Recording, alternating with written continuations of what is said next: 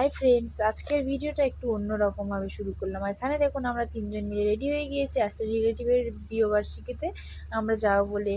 আর এই বিয়েবার্ষিকীটা ছিল পুরো 20 ইয়ার্স পুরো হবে। আর এখানে উনি সারপ্রাইজ ছিল, কারণ উনি জানতোই না আমরা সবাই ভিতরে ছিলাম, আমাদের বাইরের থেকে লক করা ছিল আমরা রুমটাকে ডেকোরেশন করার জন্য। এখানে দেখুন এই ফুল দুটো নিয়ে এসেছিলাম, সাথে নিয়ে এসেছিলাম একটা গিফট।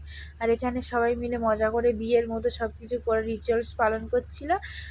আর উনি কিছু জানতোই না, ওনার দিদিকে নিয়ে যাওয়া হয়েছিল বাইরে, আর এসে দেখছে কি এত কিছুর আয়োজন করেছিল ওনার হাজবেন্ড।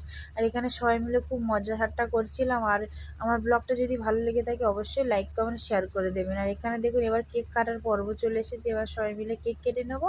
আর খাবার দাবারে ছিল চিকেন বিরিয়ানি।